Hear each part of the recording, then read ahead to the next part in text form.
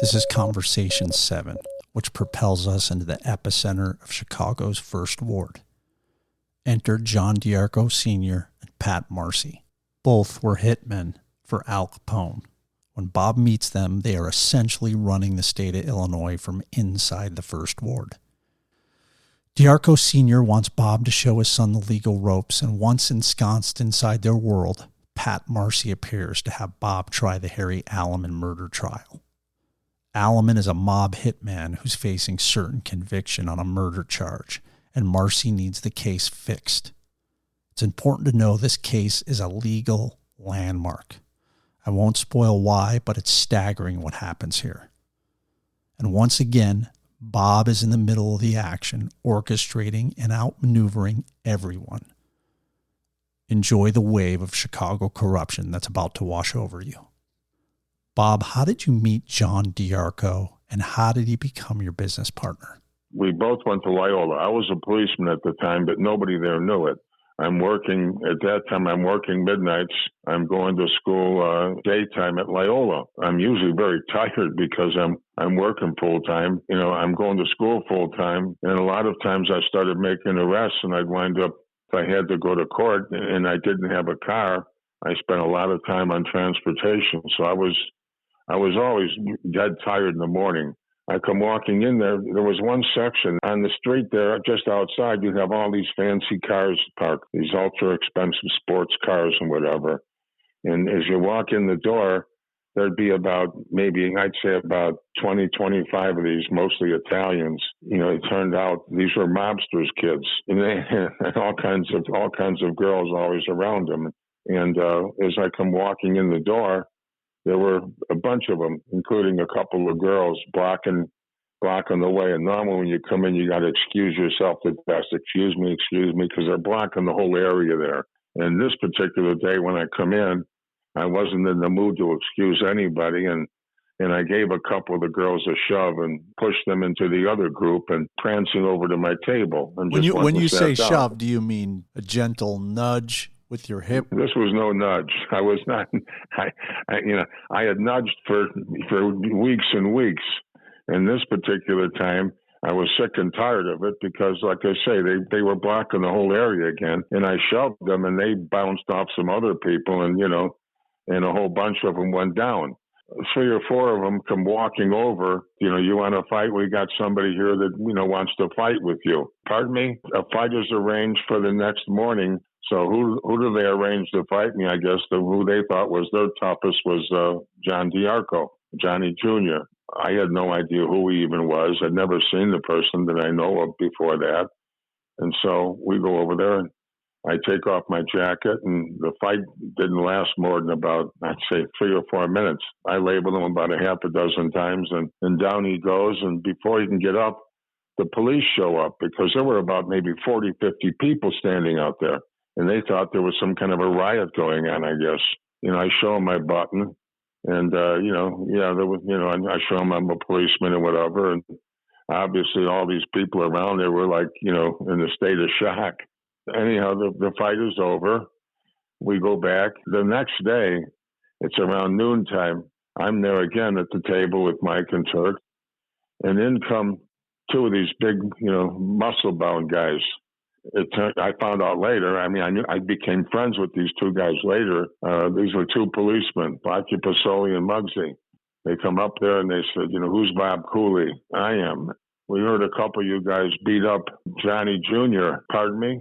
I guess because he wound up, having some bruises and whatever when he got home, and told him a couple of guys beat him up or something. I don't know what he told them, but anyhow, I said, no, it was a fight. And I explained it was an arranged fight, but I also showed him I was a policeman. With that, they left. I think it's important at this moment to talk about who John Jr.'s father is. John D'Arco Sr., I think he was still the First Ward alderman and the First Ward committeeman. He was a gunman with the Al Capone mob. Al Capone is the one who started the First Ward Democratic Organization. John D'Arco basically ran First Ward Democratic Organization. They had taken over all the elections. They had taken over the entire city of Chicago and the state. Everybody thought he was the one who ran everything. The one who ran everything was Pat Marcy, who was also a gunman with the original Al Capone mob. And they had taken over all the elections. Every election, they had about 25 phones put up in the first ward office, and everybody called in all the election results to them. And if they didn't like it, Pat would send somebody out. I mean, Pat Marcy would send somebody out and the votes would be changed. Let's speak about that partnership with Johnny. Do you want to go back to this moment when you walk in? You've been so fed up with these girls, people blocking this entryway or walkway, pathway. You shove these kids, and then you have this arranged fight. And then the next day, these two intimidating police officers come to confront you. The very next time I see Johnny, I'm in law school at the time. And when I finish up in law school, I would usually go down to Rush Street. I'd go down to Division Street, and I'd have a few drinks.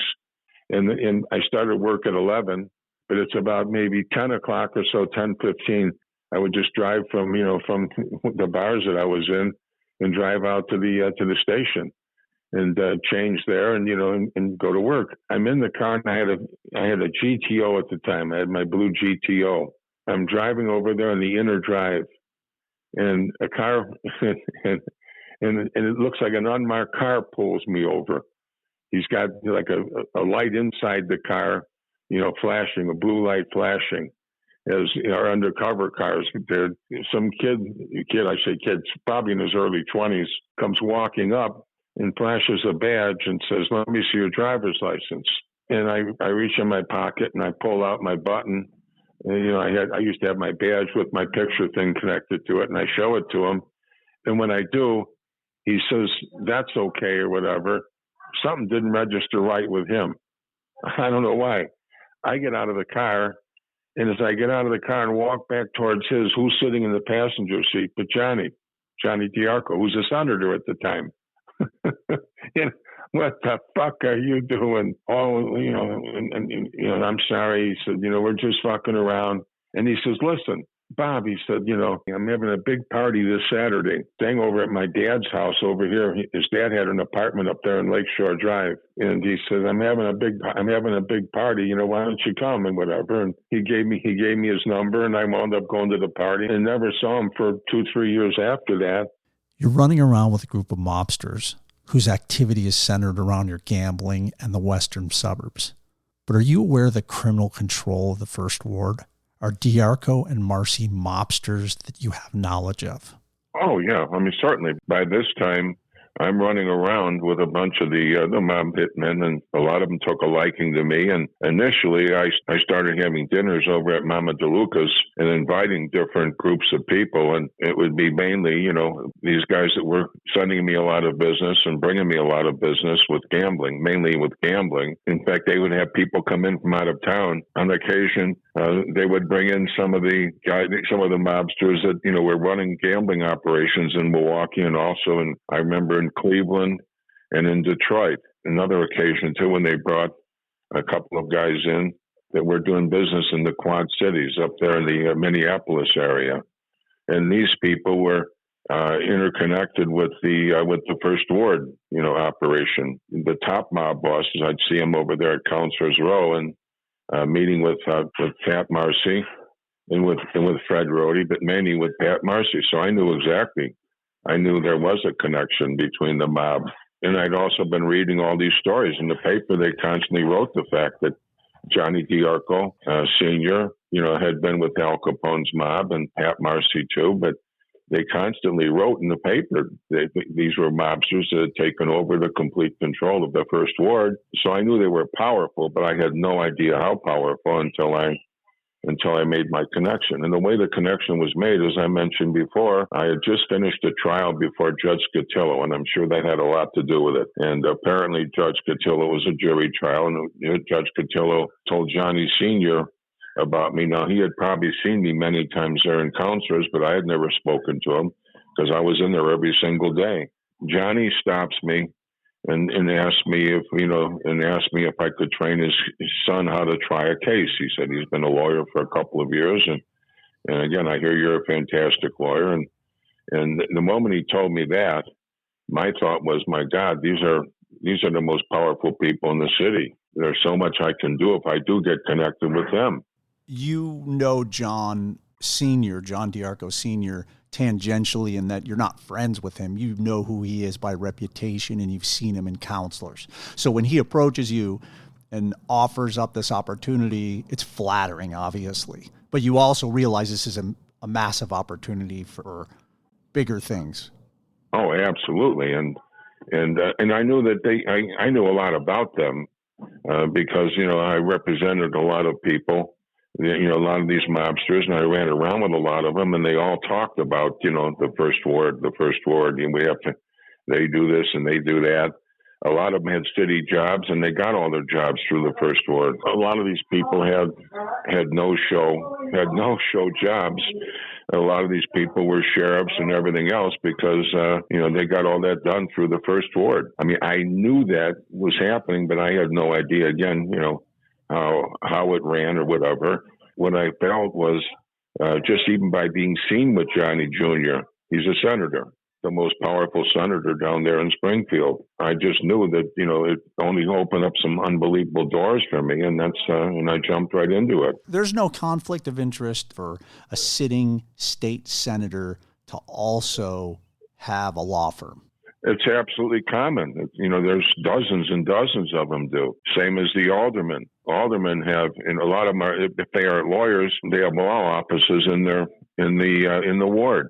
Just about every ward has a lawyer. If the committeeman or if the alderman isn't a lawyer himself, they've got a lawyer working right out of their office because it brings in a lot of business. And you saw, too, with Eddie Burke and the others, they also collect thousands, hundreds of thousands of dollars by these deals where you hire them to get your taxes reduced. That's another whole business all in itself. Both Eddie and Madigan, that's what they were eventually indicted for. We've got some other very interesting laws in Illinois they don't have anyplace else, and they're basically because the mob, which is the first ward, orchestrated it in terms of, being able to, for no reason whatsoever, indicate you don't want a judge and he's gone. I don't know of any other state where you can do that. You have to have a valid reason for, removing a judge from a case. In Illinois, you don't. When they tried to reverse that, Johnny put a stop to it years ago. They were talking about how, it could lead to corruption, and they wanted to change that, and Johnny put a stop to it. Talk about counselors, because it's such an important environment. You've mentioned it in the past in detail. I think it's such a fascinating, it's almost like out of a Scorsese movie, if you will. Talk about what counselors was and what it meant and what went on there. And physically, where was it? Counselors, well, is at 100 North LaSalle. It's right across the street from City Hall. 100 North LaSalle, directly across the street. And you walk in, and it's adjacent to the 100 North LaSalle building. When I say it might have had a different address, but it's connected to that building. In fact, if you walk into Counselor's Row from the side door, it's right, there's a parking lot there. And right alongside the parking lot, there was a door leading into Counselor's. You walk in there. Directly in front of you, you've got the cash register. And behind that, you've got a bunch of seats, and then in the far wall back there is where they have an open area, a restaurant where you can see the cooks running around and they're doing what they're doing. If you walk in there and you turn to the left, in the far corner on the left hand side, you've got a round table that seats about 8 people, and you've got a telephone there, and in the wall on both sides of it, you've got pictures of the mayors and a president or two and whatever. You had a bunch of old pictures. And then right alongside of that, you've got the door that opens up and leads you into the 100 North LaSalle office section, with a big open area for the people coming in through the doors there leading into that building. Were those doors that, swing around, the ones you walk in and you push them and you come in that way. Then you've got the elevators going upstairs to all the offices. And at the very end of it, you've got a small little room. I called it a janitor's closet. And there you have stairs to the left as you walk in leading up to the commodity exchange. They had a big commodity exchange up on the second floor. Everybody, in fact, explaining how impressive a place it was. Alderman Rohde came in there every morning around 7:30, and that's where every day you had all the personnel from City Hall, the important personnel coming in, and all kinds of other, political people coming in, the aldermen coming in there. You had judges, and Judge Comerford, who was the chief judge, was there every day for breakfast with the aldermen. Comerford was the judge in charge of all the judges there in the city courts. It was the powerhouse there. Initially on Thursdays, when I first started with them, that's where they would have dinner. Pat Marcy would have, and different people come from out of town, politicians, Teamster officials. It was a powerhouse. And now upstairs, you've got the First Ward office upstairs, directly upstairs from there. But that's where everybody would come. But again, Pat himself and Johnny too Sr., when he was there, they would never talk at the table. If somebody came in, they'd get up and walk and go either into the back of the restaurant, but more than likely they'd walk into the lobby area there and have their discussions. But what the First Ward also had, I don't think I've ever told anybody else about this. Nobody's ever asked. The First Ward office, connected to it, in the back of the office, there was a doorway leading into the Darko Marcy Insurance Agency. All those big buildings there in downtown, that's where they all got their insurance. And I'm sure they got no special rates. Huge money. Big money for these guys. What they had, it was 2 floors down below. If you get off the elevator and you go to the right, they had one in the corner. They had an office, and there was one directly straight across, and back in the other side, there was another office. There was one office that had no markings in it. The windows there painted black. It looked like it was a vacant office. That's where the mob guys and Pat did a lot of his business with people, and they would have it swept every day. So wait, just for geography purposes, Counselor's Row is on the first floor. On the second floor is the First Ward offices. Behind that, no. On the 27th floor is the First Ward offices. Yes. And then this insurance agency that they run is on the 27th floor as well, or just somewhere in that building? No, it's connected. If you walk into the First Ward office, and what they had there too was you couldn't get in without Danny or whoever was working the door, buzzing the door open. You could only sit about maybe 5 or 6 people in the outer office. You come back in, and directly in front of it, you got a small little office. That was the one that Pat Marcy, said was his. And then there's a big office alongside of that. That was Senior's office. If you come out of Senior's office and you keep going to the left, there's a door that leads to the offices next door. And it was like a double office where they had like a whole portion of the floor. Big insurance agency, because it was called Darko. It was Darko Marcy or something. It was Darko or Darcy or something like that. But it was owned by Pat Marcy and John D'Arco was there in the office. But they had the business from all those huge buildings downtown. At that time, the First Ward was all the office buildings there in downtown, going all the way up to Chinatown. That was all theirs. 2 floors below them, there's about, on each floor, there were about maybe 6 or 7 offices on each floor. But there was a building, there was a room that was all, you'd think it was a vacant office because the windows were all painted black and there was nothing on the door, nothing indicating that, looked like it was an empty, vacant office. That's where they would meet with different mobsters and different teamsters. When they were passing out contracts, in fact, Eddie was there a lot. What they would do was You're saying Eddie Burke was there. I think it's important to pause here for a second and talk about Ed Burke. Ed Burke is a name that people in Chicago know for decades. And Bob talks about him and his wife a lot. And there's frustration there. Bob felt that Ed Burke was going to be taken down and indicted in the 80s when Bob had turned to the government and divulged what he knew. And Ed Burke was a large part of the corruption in Chicago, or alleged corruption. But as I talk to you today, I'm going to read an article from November of this year from WBEZ. Let me read you the headline. With his corruption trial looming, Chicago Alderman Ed Burke does not seek re-election. Burke is scheduled to stand trial November 2023 for allegedly using his clout at City Hall to gain business for his private law practice. Indicted Chicago Alderman Ed Burke will not run for re-election, ending the reign of City Hall's longest-serving alderman as a federal corruption trial looms. Burke did not file a petition by Monday's 5 p.m. deadline. He offered no immediate comment about his decision not to seek re-election. Burke was elected to represent the Southwest Side 14th Ward in 1969, succeeding his father. He's held on to that office for nearly 54 years, accumulating a vast amount of power over the decades.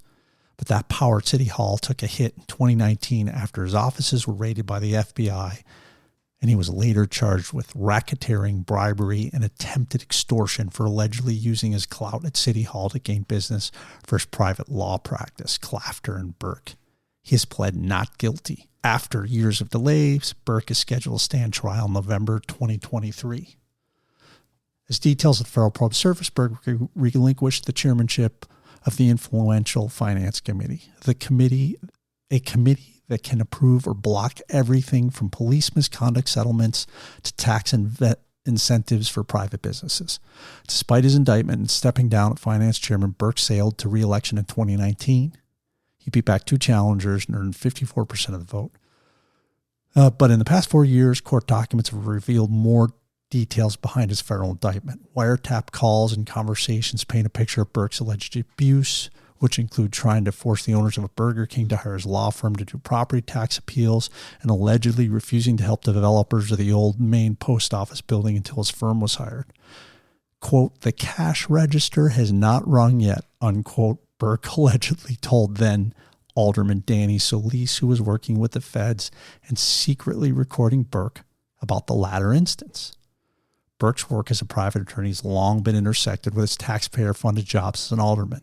It goes on and on and on, and I'll stop reading. But I wanted to pause here, and this is the first time I've done it in these conversations, just to highlight in real time who Ed Burke is and now what he's up against.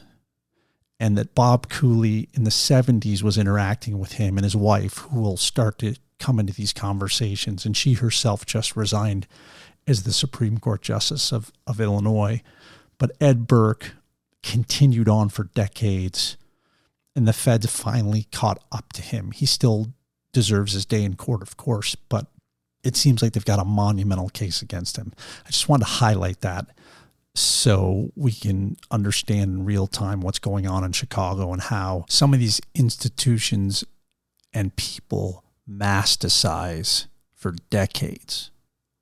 They're impossible to dislodge. So let's go back to the conversation. Yeah, but they had supposedly to make it legitimate for all these big contracts. We're talking about, $1 million, $500,000. There's supposed to be blind bids to keep it honest for all these different major projects, for multi-million-dollar projects. But that was beautiful. What they would do, they would have meetings and they would decide who's going to get the contract. They would look at the bids and they would tell them how much the one person bid. They would tell which one to be the lowest bid. All the others have, the legitimate guys coming in, the legitimate companies coming in, putting in their bids. They would have whoever they decided this time is going to get this one. And when one gets it, he's going to give pieces of it off to half a dozen of the others that are interconnected with him. Johnny DeFranzo's brother was one of the major contractors. But they would decide who's going to get the bid, and he would submit a bid that's a little bit lower than the lowest bid, so he gets the bid. But every contract that they signed had something in there, but for unforeseen circumstances. This is what it will be, but for unforeseen circumstances. And every single time after they got the bid, there were hundreds of thousands, if not sometimes millions, of unforeseen circumstances. Maybe it rained an extra day. I mean, this is how those were the unforeseen circumstances. They had everything so locked up, Neil. It was comical. So this building, would you say, is without question the epicenter of what's going on in Chicago and the Oh, corruption. there's absolutely no doubt. Every election, I told you before, everybody came there to the first ward. Everybody. I mean, just about every single judge, every politician, every head of every department, they all came there to pay tribute. And they came into the office and, it stood around. There'd be 40, 50 people. Every powerful person in the city came there because they were all basically under their control. And what I made it a point to do, starting in Springfield, I became personal friends with a whole bunch of senators and a whole bunch of the others. And they wound up contacting me. If their kids or whatever else got in trouble, they would contact me. What I told Pat we would do, we don't charge any of the ward people for any problems. I'll just charge them for a little bit for my time. For a DUI or for other stuff, we don't charge them. Precinct captains or their families or whatever. I did the same thing out there in Lipinski's ward because they will eventually bring more business to us. Not just criminal, but also civil, where you can make a lot of money. But it built up my own reputation in so many ways, and especially now every single election. Now they had two. In the sheriff's department, the one who was in charge of all the evictions and everything was Bruno Rodi. Fred Rodi's brother was in charge of that section of the sheriff's department. I told you the sheriff would actually be sitting out there at the racetrack with Johnny DeFranco. Let's go back to the business deal you crafted with John D'Arco Sr. and his son and the details of how you became business partners with them. What happened was, I told Johnny that we would, I told Johnny I'd work out something with Pat DeLeo. That's his son-in-law, who was part of the Cougar DeLeo law firm. And I said, I'll work out something with him. And the deal I worked with Pat was that I would do all the criminal work. None of these criminals would go into their office. They'd all come and I would handle all the work. And I'd put my business in with their business. And we'd split that 50-50. I get half and their firm gets half. Pat kind of balked at that, but there's no way he could stop it. I'm basically the whole system in terms of, what Senior wants. He wants me to take Johnny with him. And so what I did too, the first thing that happened when we became partners, it was the very next Monday when John says, I want to take you to Springfield and introduce you to some people, as my partner. What his thought was they wanted me to be a lobbyist. He wanted me to maybe be a lobbyist, and it would be 50-50 on that.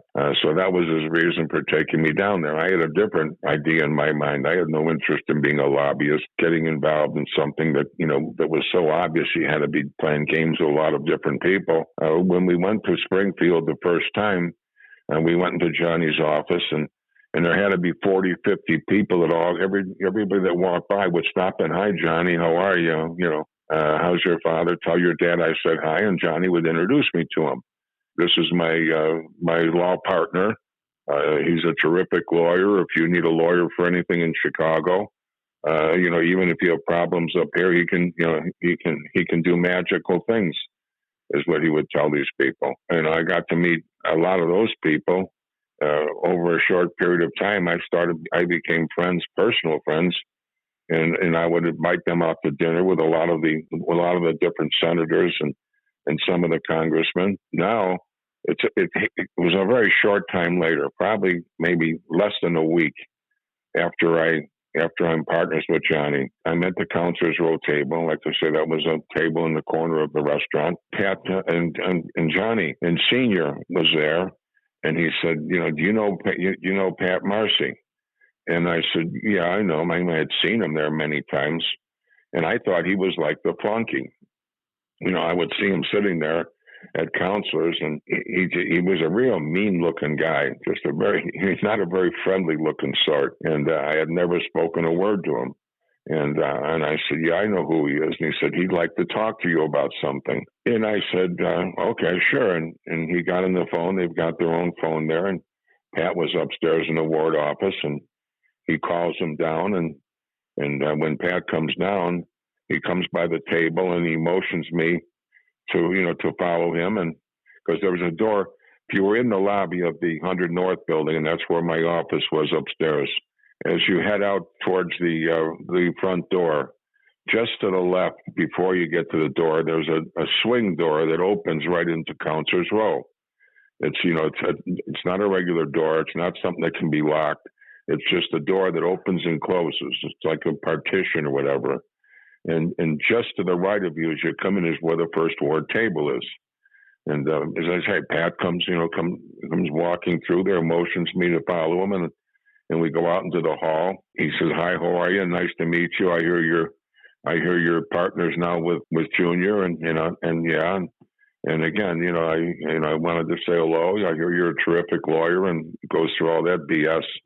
And then he says, "I've got a case here. I've got a case that maybe you can handle." And when he said that, right away, it registered. It was front page news, the Harry Aleman case.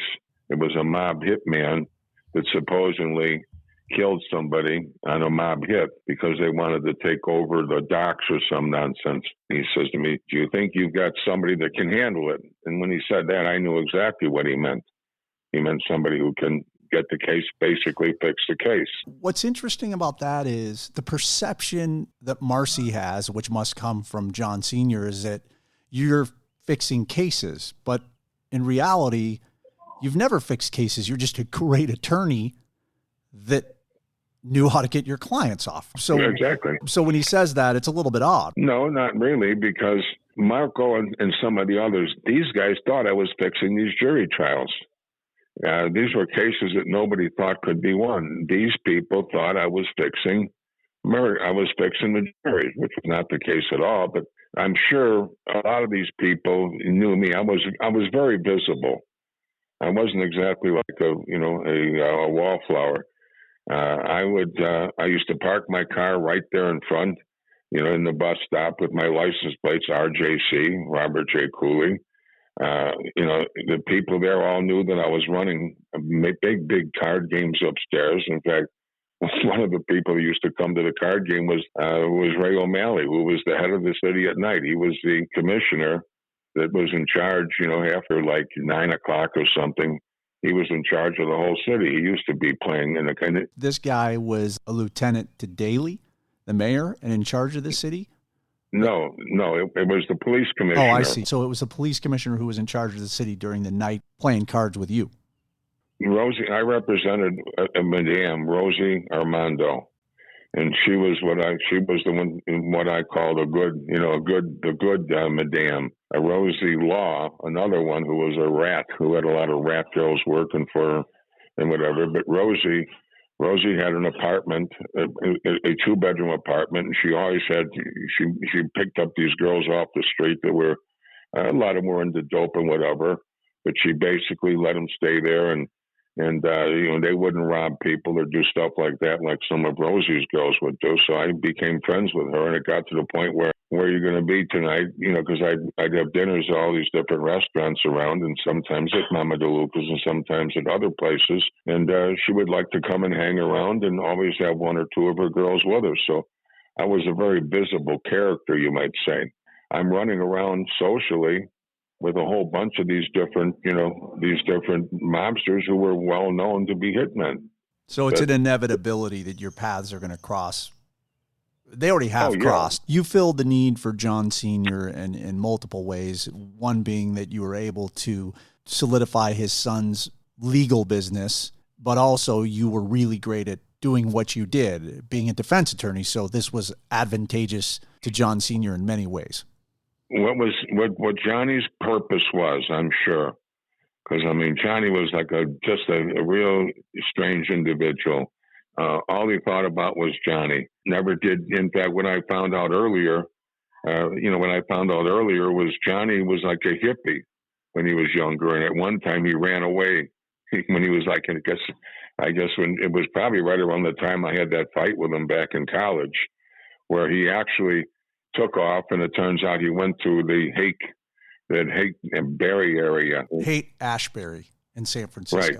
He wound up, I found this out from Blackie Pasoli, who was one of the guys who had come initially to beat me up, I guess, over at Loyola. Blackie told me that him and Muggsy, in fact, were sent out there to drag him back because he wouldn't come back home. the father, wanted his son to be, a legitimate, hardworking sort. But the purpose was for me to train this guy as a lawyer. Now, as we're partners, every day when he's in town, I would drive over. He lived at, was the 321 May, and I would drive over. He lived in it looked like a small White House. He lived in a mansion over there in a very mediocre neighborhood. But he lived in a huge, huge house that they had built for him. And I would pick him up, and we would go to all the different courts, and everybody could see him. When I talk about everybody, not just the sheriffs and all the rest of them, they all know who Johnny was.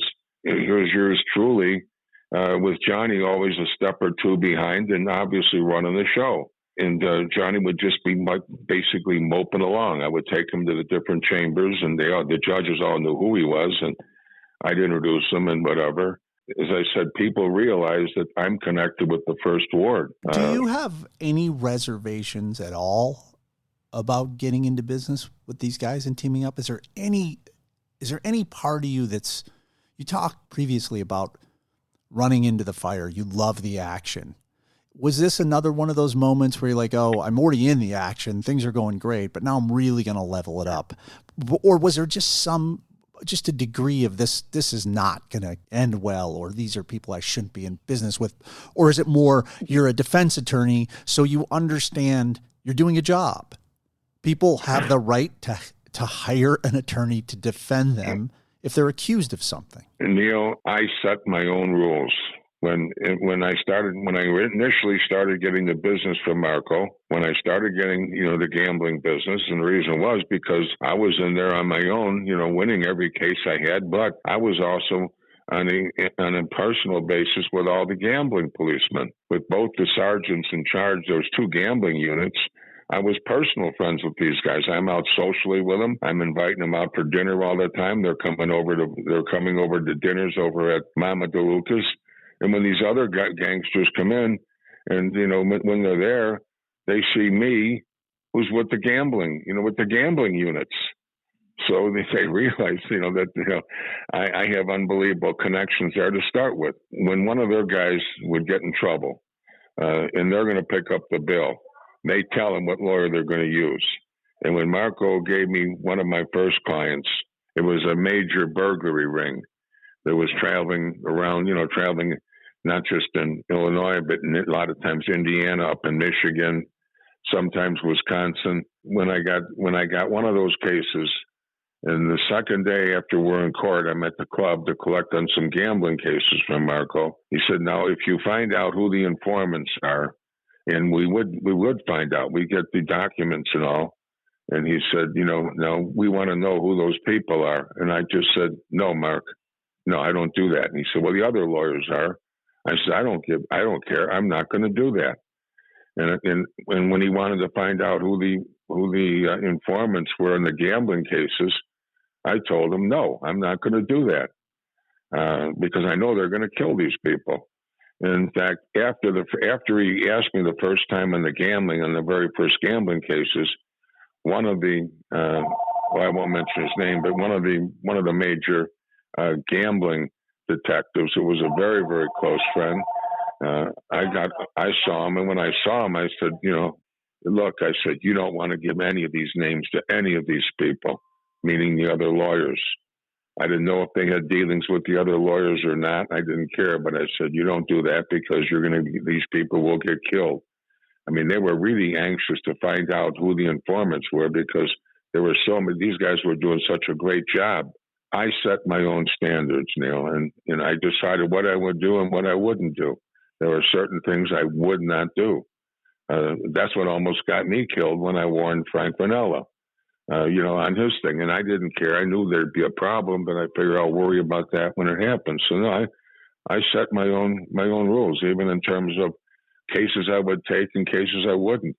I turned down a lot of cases, big cases worth big money. I just didn't like the people. Let's wind back to when Pat Marcy first approaches you. When he first approached me, my thought was, I'll see what the case. He says, "Can you handle it?"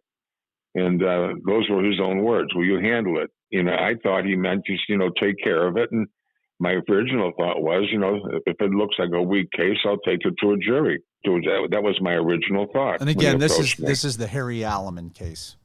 The Harry Aleman case. The conversation took place maybe 10 minutes. And I said to Pat, well, get me the file on the case and I'll see what it looks like. I'll see what kind of a case they have. The very next morning, when I come walking through counselors, Pat was there at the first ward table. I sit down and he said, "Here, I've got the file." And I said, "All right." I said, "Let me go upstairs."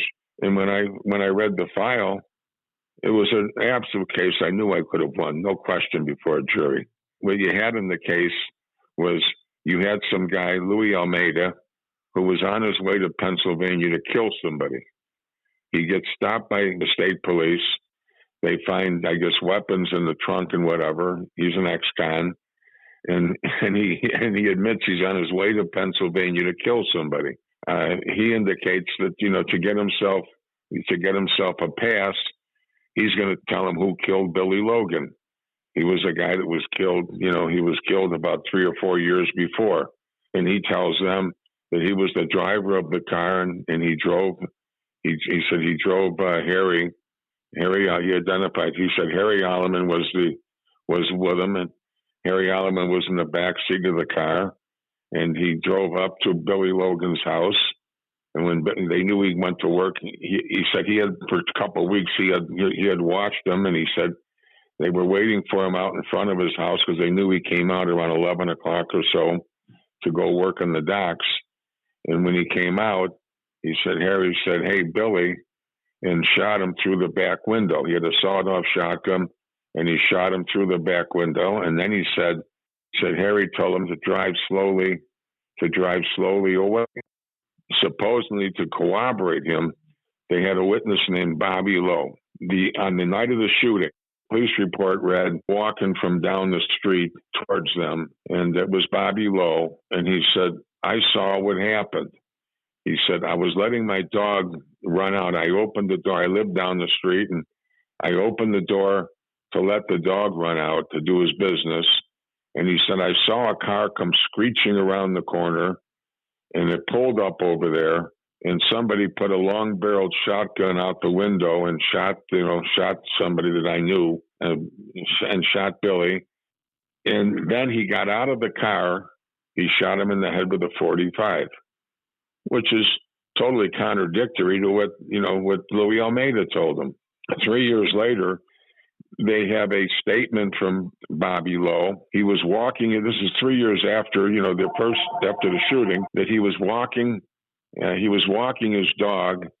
He heard some gunshot. His dog ran towards where the shots were, and he ran to get his dog. And he was about 15 feet when somebody got out of the car and shot him. And he said, "I looked at him. I was 15 feet away, and I looked at him eye to eye, and I jumped into the bushes, and off he went." I mean, totally contradictory to what he had said in the first place. And he's saying that he got out and shot him with a .45 when Billy was never shot with a .45. And Harry never left the car. If it was Harry, he never left the car because there were people from the house that heard the shots, and they looked out and they saw the car driving down the street. Nobody indicated the guy was out in the street. That was the corroboration witness. When he gets me the paperwork, I tell Pat, "I'm sure I can win this case."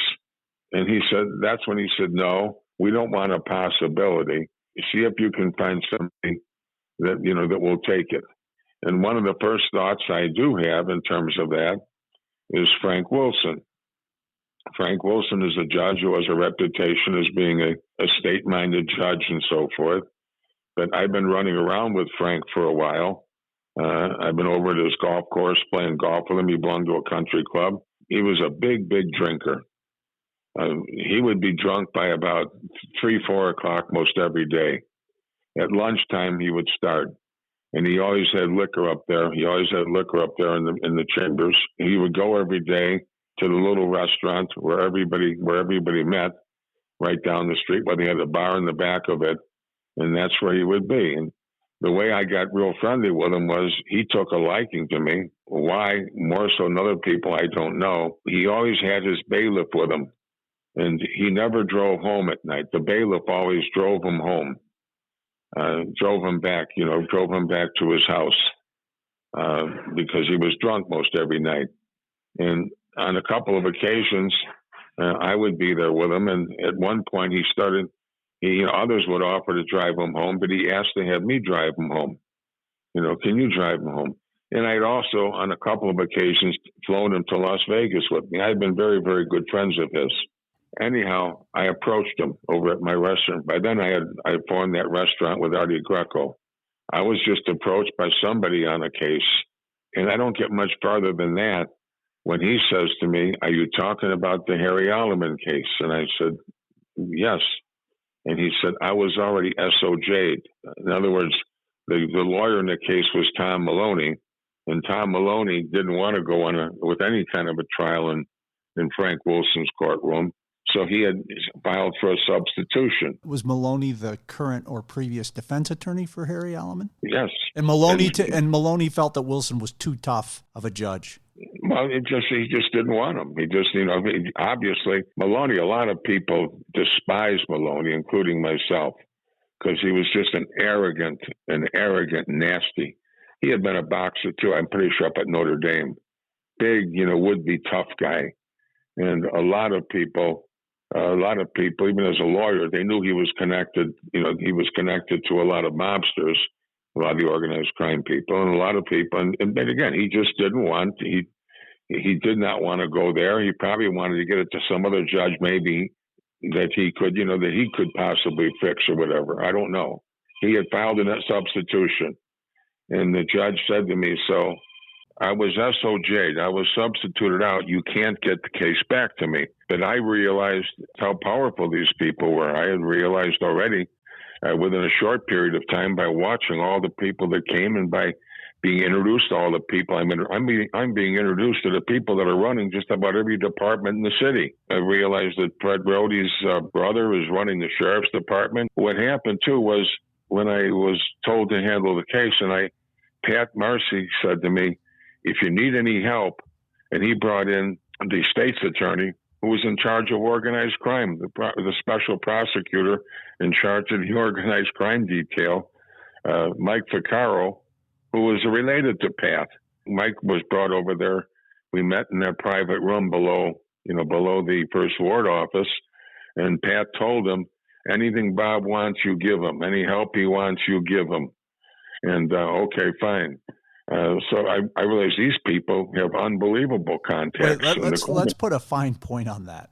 So the lead prosecutor for the state of Illinois? They had in the city of Chicago, and actually those are courts that come from all over Cook County. 26th in California is where all the major trials go. The jail is right behind it, and this is where all your felony cases, your serious felony cases go, narcotics cases, and all the murders and everything else. They go to 26th in California. They had a special unit, the organized crime unit, where all they handled were cases with organized crime, like this. A mob murder. At this time, there were probably over 1,000 that they don't know of mob murders in Chicago and in Cook County. There had never been a single conviction for anyone on a mob murder. And that's why I'm sure it was so important to Marcy and the rest that nobody gets convicted, because this is their power. All the people come to them for protection. This is their power. We were talking about that special unit was run by an individual. Mike Ficcaro. Mike Ficcaro was the head of the organized crime section.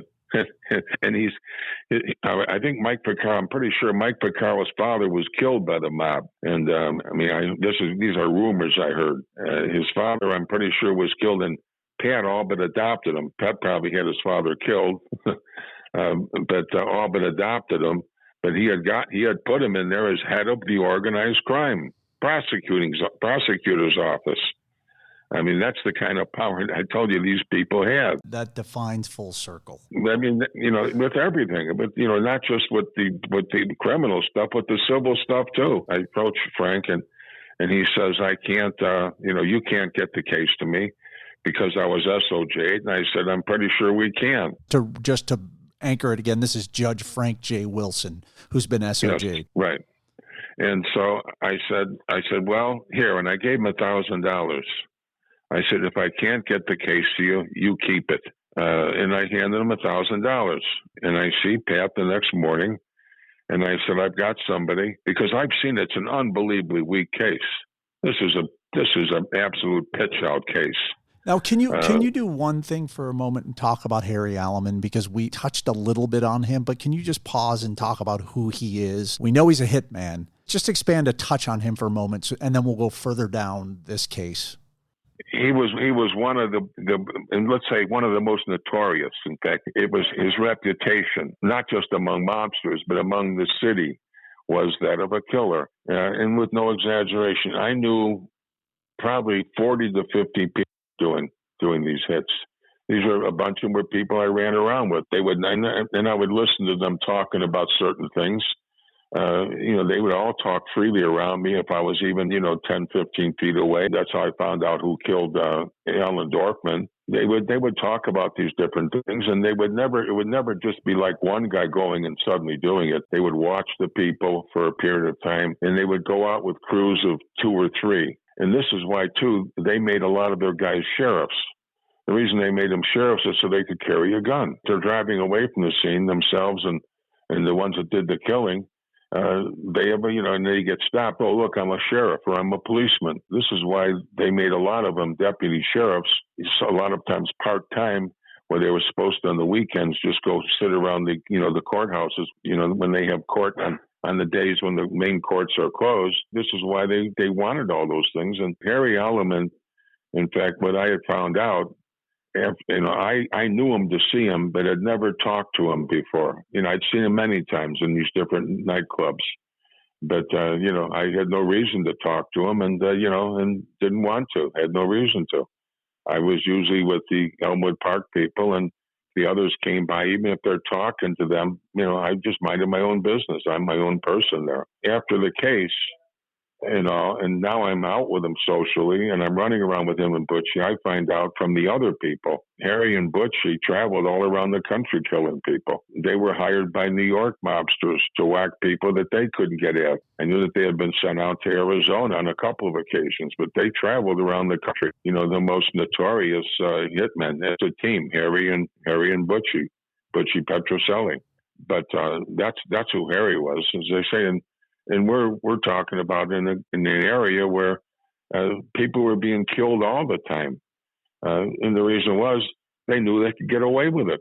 They get a hold of Pat Marcy, and it's taken care of. That's why Harry Aleman, and I'm pretty sure it was through Joe Nagal.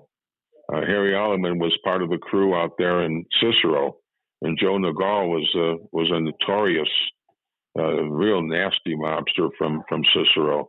I represented a lot of his people, and I used to see him all the time at the racetrack with Ole. I'd be with them at the table with Ole. But he was very close to Pat Marcy. Who was Ole? The biggest bookmaker, Walter Olson. He was the biggest bookmaker in town. He's the one I could bet $10,000 a game with. He used to be at the racetrack all the time with Joey. Joe Nagal is also known as Joseph Fiorola. Right. Mr. Clean and Oscar. Well, they called him that because he was a bald. He looked like Mr. Clean. The advertisement for Mr. Clean? Sure. He was one of the nastiest of all. Just a vicious, vicious guy. Harry was related in some way to Joe Nagal. But like I say, Joe was very close to Pat Marcy. If you trust Wikipedia, Harry Aleman was his nephew. Harry Aleman, his father owned a restaurant, Mama Sue's, over on Taylor Street. It's right there in the corner. And in fact, from the day after the case, the same day the judge came back with a not guilty, I wind up meeting Harry. Over there, and we're over there. There was a little table that sat 4 people right alongside the window, and if you look out the window, there's a stoplight right there, and the traffic is going back and forth. It's really funny because about the second time I'm there, sitting with Harry and with Butchie, And, I think his dad was there too. Harry's dad was there.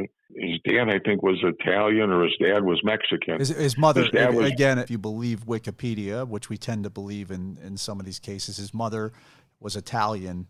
You're right. His father was Mexican. He is a native of Durango, Mexico.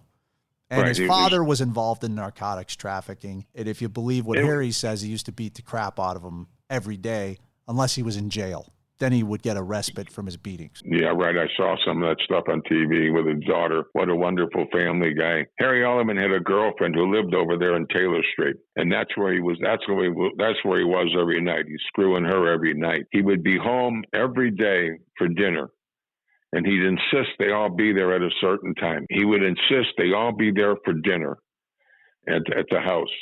But again, every night he had his girlfriend over on Taylor Street. And we talked before about Dominic Sinise. He was the head of the Teamsters Union. That's somebody that I'm with, 2-3 times a week at Counselor's Row. He had a son, and I'm not sure what his name was. When Harry went to prison, his son made the mistake of fooling around with Harry's girlfriend, even though he's in prison doing like 15 years. He had a session one night, and when he comes out and gets into a car, the car blows up. He didn't get killed, but he wound up maimed, something terrible. That's the family man, Harry Aleman, and that's who Harry Aleman was. He liked torturing people. They talked about the case where he put the one guy's head, one of those burglars' head, he put his head in a vice and squeezed it until the eyes popped out when he was torturing him. And I believe that Harry was just a vicious human being. And that scene was memorialized, if you will, in Marty Scorsese's movie Casino. Yeah, he's just a disgusting human being. When you're introduced to this case by Pat Marcy or requested to take it on, Harry Aleman has already been charged, and he's mounting his defense but hasn't gone to trial yet? Yes. Well, here's what's really all too interesting about that whole thing now, too.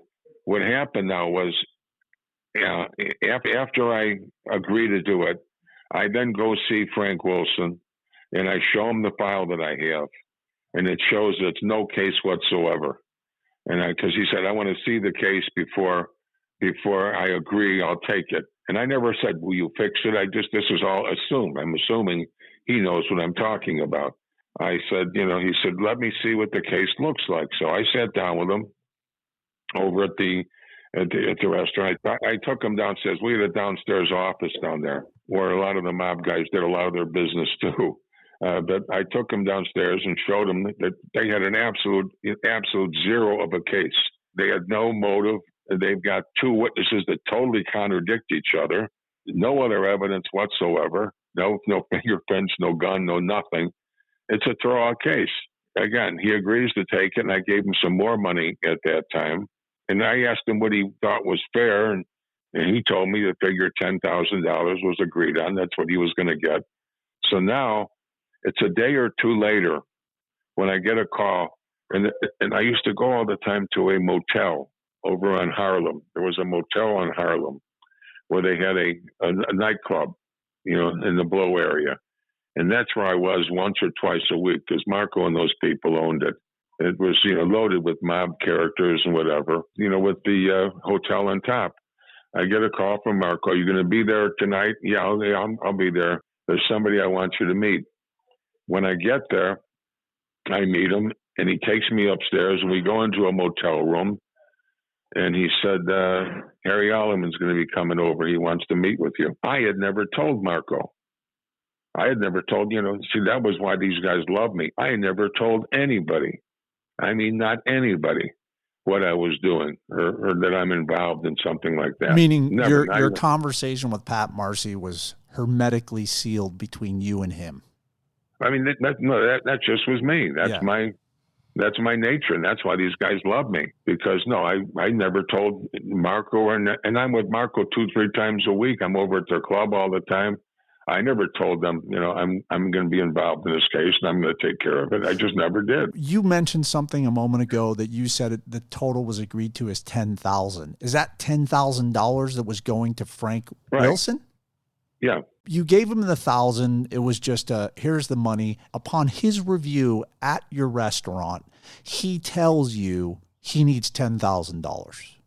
Well, I'm not sure if he said that's what he wants, or if he said, I think I said to him, is 10,000 fair or something like that.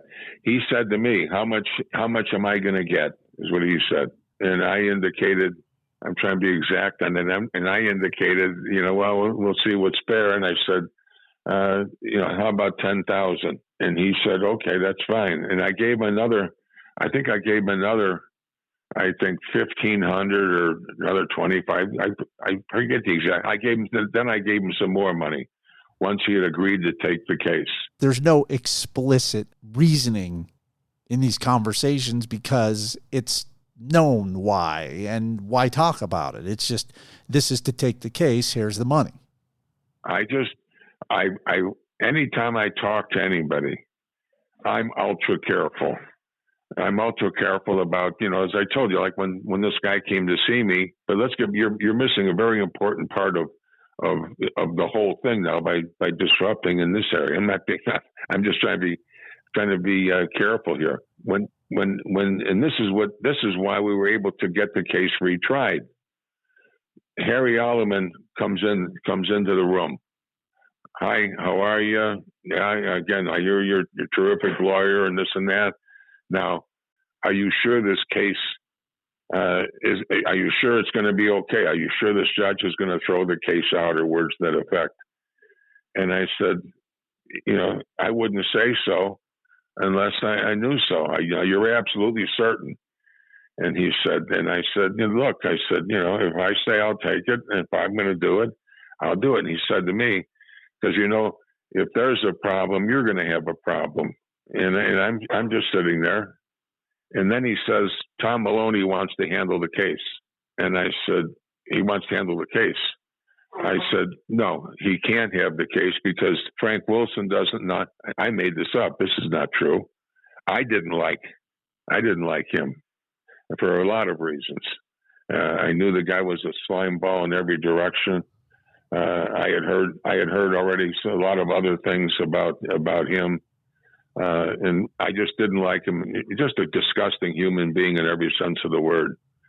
And I knew he hung out in this dope den over there on West 26th Street with all these dope dealers and whatever. His girlfriend was a dope dealer. He said, "Look," Harry says to me, "he's going to be named. The Supreme Court's going to name him a judge, and he'd be good to have as a friend to you." And I said, Harry, if you want to use him, that's fine. I said, but then I'm out of it. Frank is not going to handle the case. He said, "No, you sure he's going to be?" He was all nervous. He said, because apparently Maloney had told him all kinds of, you don't want this guy, you don't want him. Anyhow, the conversation was only about maybe another 5 minutes. And I said, Harry, simply, if you want me to handle it, I'll handle it. I said, but Frank Wilson told me he didn't want me to handle it. He did not want me to go in there. And he's right. He says, everybody knows that we're such good friends. So I'm planning on getting somebody else. I'll probably have Mike Cohen, who's an ex-federal lawyer, and he's a very, very sharp lawyer. I'm going to probably have him handle the case, go before the judge and whatever. He leaves. I go to see Pat, and I tell Pat, I just met with Harry Aleman, and he wants to use Tom Maloney, and and I told you, and I'm telling him that the judge won't do it if Maloney's there. He just hates Maloney. And Pat tried to talk him into it, and I said, no, Pat, he's not going to do it. Then get somebody else to handle the case. And then he says, okay. And I said, Pat, I've got somebody that I'll bring in. It'll probably look better if some lawyer from out of town comes in. They won't think the fix is in, or something like that. And that was his reason for wanting to use the other lawyer. The next day, I go see Marco. I'm at Paces with Marco. And who's there but Harry Aleman? Now, he had never been to Paces before. And he's there, and he's pitching again. And he again says, the Supreme Court's going to appoint him a judge. And he wants this to be his last case before he goes, which again shows you the power of these people, that they have complete control over the Supreme Court. here's a lawyer everybody knows is crooked. His reputation is that of a slime ball, and it's a period of time before the elections. The Supreme Court will just name him, and they already knew that he was going to be named. And I found out later too why. Harry killed a couple people for Maloney. I found this out from Butchie. As I dig deeper into Maloney, he was the only judge in the history of Illinois to be convicted of fixing murder trials. You might see he was called before a grand jury too, a short time before that, as a suspect in a double murder. This is what Butchie told me, because I said to Butchie, I couldn't understand. I said to Butchie, because I'm running around with him all the time now. I for the life of me can't understand why Maloney wanted to be representing Harry on this case. That obviously is going to be, they're going to claim it's fixed when it's a bench trial. And when he's going to be named a judge by the Supreme Court, why would he want that? But she said, because he said Harry killed a couple of guys for him. That's why. That's the end of 7A. 7B is next, which goes further into the Aleman trial. Thanks again for listening.